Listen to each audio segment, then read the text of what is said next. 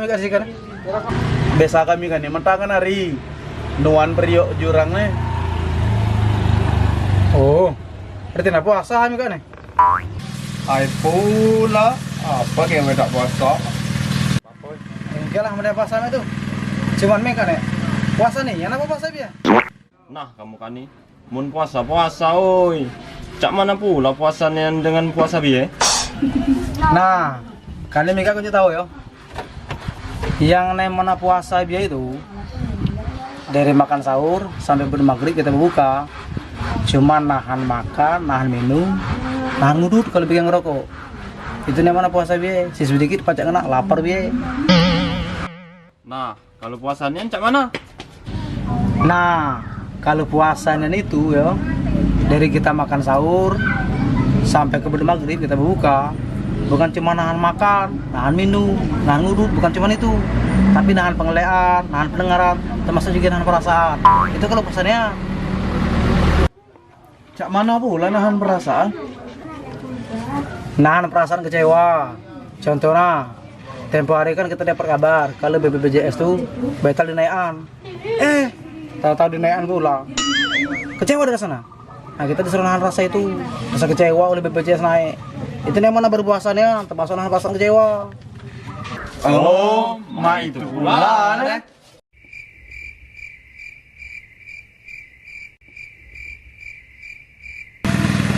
Nah kali aku cerita sambil mentang hari ini Cerita apa pula mang? Pokok-pokok biar lah kemudian. nah mereka tunggulah segala.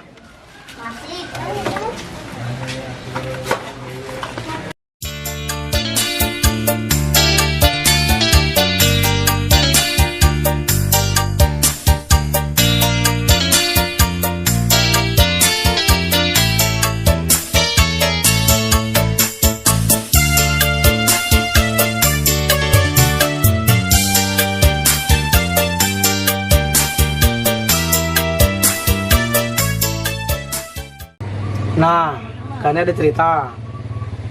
ceritakannya tentang teka-teki, tapi teka-teki ilmiah. Maksudnya teka-teki yang ada unsur pembelajaran. Nah, ceritakan kan dia. Di sebuah desa ada seorang petani kaya. Petani ini mempunyai 3 orang putra, dan putra-putranya tersebut telah sukses semua menjadi orang. Si sulung sukses menjadi seorang pejabat di pemerintahan, anggota dewan atau anggota parlemen. Putra kedua sudah sukses menjadi seorang pengusaha kaya, dan si bungsu telah berhasil dan sukses menjadi seorang dokter ahli tenaga profesional. Karena sang petani ini merasa umurnya sudah tua dan sudah sering sakit-sakitan, dan dia merasa mungkin umurnya sudah tidak akan lama lagi. Kemudian petani ini membuat surat wasiat. Setelah itu dia berpesan kepada istrinya, Bu, kalau nanti bapak sudah meninggal, tolong ibu sampaikan surat wasiat ini kepada putra-putra kita. Tak lama setelah itu, ternyata benar, sang petani tersebut meninggal dunia. Kemudian ketiga putra-putranya dipanggil pulang ke desa oleh istri petani tersebut. Setelah selesai acara pemakaman, kemudian surat wasiat petani tersebut diberikan kepada putra-putranya oleh istri petani tersebut. Adapun isi dari surat wasiat petani tersebut adalah sebagai berikut. Anak-anakku tersayang, saat kalian membaca surat ini, itu artinya bapak sudah tidak bersama kalian lagi. Dan harta kalian bapak sudah bapak bagi untuk kalian semua. perkebunan sawit, kebun karet, dan juga peternakan. Dan tolong kalian rawat dan jaga harta-harta warisan bapak tersebut. Perkebunan sawit dan perkebunan karet juga peternakan.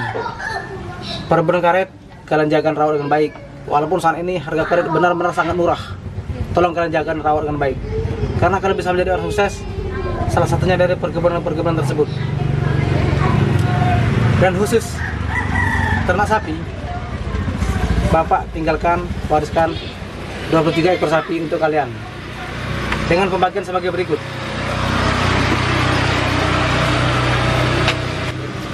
Dapat 3 ekor sapi dengan pembagian sebagai berikut untuk ketiga putranya. Putra sulung berhak mendapatkan 1/2 dari jumlah sapi. Putra yang kedua berhak mendapatkan 1/3 dari jumlah sapi. Dan putra bungsu berhak mendapatkan 1/8 dari jumlah sapi. Dengan ketentuan sebagai berikut. Saat kalian melaksanakan pembagian sapi-sapi tersebut, jangan sampai ada bilangan pecahan. Artinya, jangan ada sapi yang disembelih atau dijual. Setelah membaca surat wasiat tersebut, ketiga putra petani tersebut bingung dan belum bisa menyelesaikan pembagian sapi-sapi tersebut. Karena dengan jumlah sapi dan cara pembagiannya, mereka tidak bisa melaksanakan pembagiannya karena tidak boleh ada sapi yang dijual atau disembelih. Artinya tidak ada boleh bilangan pecahan dari pembagian tersebut. Sehari, 2 hari, 3 hari, bahkan sudah lebih dari seminggu setelah meninggalnya petani tersebut, putra-putra tersebut belum bisa menyelesaikan pembagian 23 ekor sapi tersebut. Akhirnya ketiga putra petani tersebut sepakat untuk menemui ibundanya dan meminta petunjuk kepada ibunya tentang isi surat wasiat bapaknya tersebut. Setelah sampai kepada ibunya, si sulung berkata, "Bu, sudah lewat dari 7 hari meninggalnya bapak, tapi kami belum bisa menyelesaikan pembagian sapi yang 23 ekor yang ditinggalkan bapak tersebut dengan ketentuan yang telah bapak tetapkan untuk pembagian tersebut. Mungkin ibu bisa membantu kami atau memberi petunjuk tentang pembagian sapi-sapi tersebut agar kami bisa menyelesaikannya dengan baik pembagian sapi-sapi tersebut dan kami bisa segera kembali ke kota." Kemudian sang ibu berkata, "Anak-anakku tersayang, ibu ini hanyalah seorang ibu rumah tangga yang tidak paham dengan hal-hal seperti itu. Namun, jika kalian butuh petunjuk atau bantuan, coba kalian temui Mang Udin, sahabat karib bapak kalian semasa hidupnya." Setelah mendengar penjelasan ibunya, ketiga putra tersebut sepakat untuk menemui Mang Udin, sahabat karib bapaknya semasa hidup. Kemudian mereka berangkatlah menemui Mang Udin. Setelah sampai ke rumah Mang Udin, ternyata Mang Udin tidak berada di rumah, hanya ketemu dengan istrinya. Dan istri Mang Udin memberitahu kalau Mang Udin sedang mengembalakan sapinya di padang rumput di ujung desa. Setelah mendengar berita tersebut, ketiga putra petani tersebut sepakat untuk menemui Mang Udin ke padang rumput di ujung desa, di tempat Mang Udin mengembalakan seekor sapinya. Setelah ketemu dengan Mang Udin, kemudian mereka bercerita tentang permasalahan yang mereka hadapi, yaitu pembagian 23 ekor sapi warisan bapaknya yang sampai saat ini belum bisa diselesaikan. Setelah mendengar cerita tersebut, kemudian Mang Udin berkata, "Baiklah, kalau seperti itu permasalahannya, mungkin saya bisa membantu Ananda sekalian. Mari kita pulang ke rumah tua Ananda, dan tolong tuntun sapi saya yang ada 1 ekor ini." Sesampai di rumah orang tua ketiga putra petani tersebut, Mang Udin berkata dan bertanya, "Di mana 23 ekor sapi yang ingin dibagi?" "Di sana, Mang, di halaman samping rumah," jawab si sulung. "Baiklah, mari kita ke halaman samping rumah melihat 23 ekor sapi yang ingin dibagi tersebut." 23 ekor sapi yang ingin dibagi tersebut, kata Mang Udin. Setelah sampai di halaman samping rumah, Mang Udin melihat 23 ekor sapi yang ingin dibagi sesuai dengan isi surat wasiat almarhum petani sahabatnya. Kemudian Mang Udin berkata kepada ketiga putra almarhum petani tersebut, "Sekarang sapi saya yang 1 ekor kalian tambahkan ke sapi yang ada 23 ini. Kemudian sapi yang dituntut 1 ekor tadi ditambahkan ke sapi yang 23. Kemudian Mang Udin berkata, "Jadi sekarang berapa jumlah sapi yang ingin kita bagi?" "Berarti sekarang jumlah sapi yang ingin kita bagi adalah 24. Oke, karena jumlah sapi sudah 24. Sekarang mari kita bagi sesuai dengan wasiat bapak-bapak Ananda sebagai berikut. 23 ekor sapi ditambah 1 sapi, 24 sapi yang akan dibagi. Dengan ketentuan sebagai berikut. Putra sulung mendapatkan 1/2 dari jumlah sapi. Artinya 1/2 dari 24 sapi. Artinya 24 dibagi 2 sama dengan 12 ekor sapi. Putra kedua mendapatkan 1/3 dari jumlah sapi. 1/3 dari 24 artinya 24 dibagi 3 sama dengan 8 ekor sapi. Putra bungsu mendapatkan 1/8 dari jumlah sapi. Artinya 1/8 dari 24 artinya 24 dibagi 8 sama dengan 3 ekor sapi. Mari kita jumlahkan.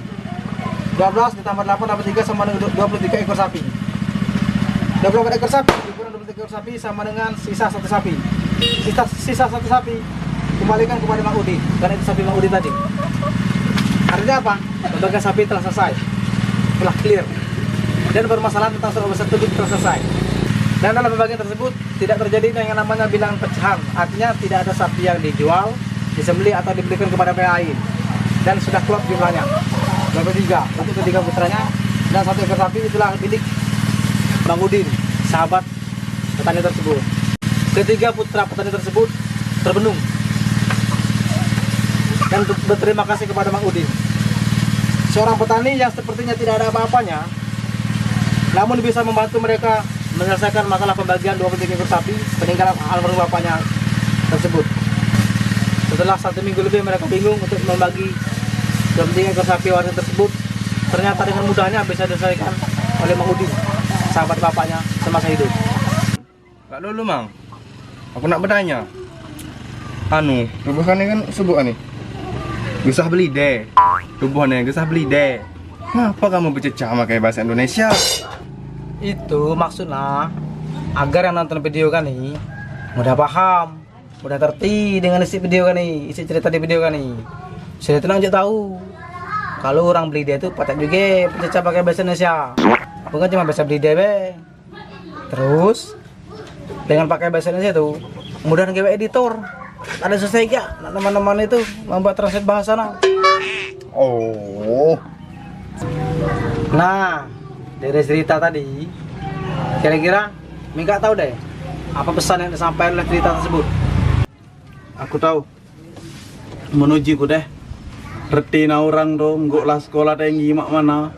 Mun bertemu dengan masalah, masih juga terguna dengan orang. Mugelah ya sekolah tinggi mak mana. Mun bertemu masalah tak pacak ya nak nyelesain masalah na dewe. Kita guna juga dengan orang. Itu benar. Yang namanya kita manusia kan nih, makhluk sosial. Yang namanya makhluk sosial pasti butuh bantuan orang lain. Jadi mugelah pangkat tinggi, jabatan tinggi, gerot, sugih, kaya, berduit. Duit lah tak bisa-bisa lagi, masa butuh bantuan orang lain. Siapa sangka pejabat, pengusaha masih butuh dengan petani.